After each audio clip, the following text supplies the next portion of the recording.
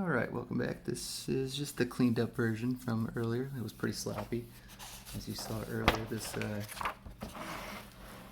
I was here, this is the same thing. It's just rewritten much neater because I was getting quite sloppy. So let's turn this into the Basel problem. So what we can do here, I can subtract x squared over 3 from both sides. So pi squared subtract pi squared over 3 is equal to summation of from 1 to infinity. And I'm going to pull this 4 out front because I'm a baller like that. 1 over n squared. Notice something right here. This is pretty cool. Look how close this is to the Basel theorem. Summation of 1 over n squared. That's exactly the original question that this was asked. Summation of 1 over n squared. Let's hope we can get to this. So let's subtract these here. We'll just use fraction math. Common denominator of 3. So we'll put 3 up top. So 3 pi squared minus pi squared, it's what? 2 pi squared over 3 is equal to 4 times the sum of from 1 to infinity of 1 over n squared. Okay, so close, so close. Now we're almost done. So let's get rid of this 4. How do we get rid of 4 that's being multiplied? Well, divide by 4, obviously. So if we divide by 4 and divide by 4, we'll get 2 pi squared over 12 is equal to 4 over 4 goes away, that's why we divided. Sigma 1 to infinity of 1 over n squared.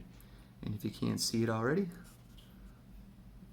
I'm going to reverse these.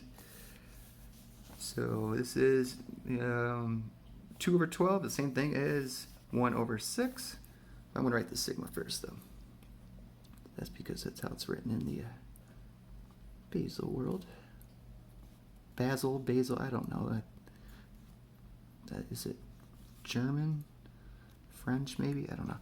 So, okay, so this is equal to, notice this will be a 1, and the bottom will be a 6.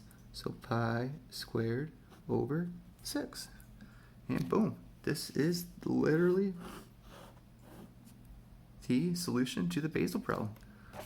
Switch back to what we were looking to solve. This right here. See any difference? So I'm not seeing any difference. And that is pretty freaking cool. I know it's a lot of work to get there, but you don't have to use any abstract math. This is all, there's no theoretical math. It's all applied mathematics, should I say. So if you're not into the pure world of mathematics, you can solve this using applied math, which is pretty cool. Because Euler used a lot of abstract theory in his solution, which turns people off on, a lot of people off on trying to solve it.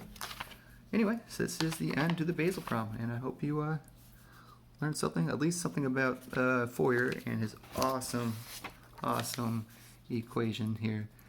And if you're interested in taking partial differential equations, you'll derive and learn everything about this, and you also solve the heat problem, Schrodinger's problem, Schrodinger's equation, should I say, and the heat equation, not problems, they're equations. But they're partial differential equations, so that makes it a little tougher.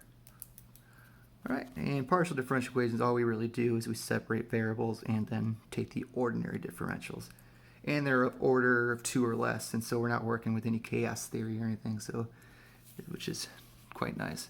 When you get higher in ordinary differentials, you get into chaos theory, like three-body problem and weather, stuff like that.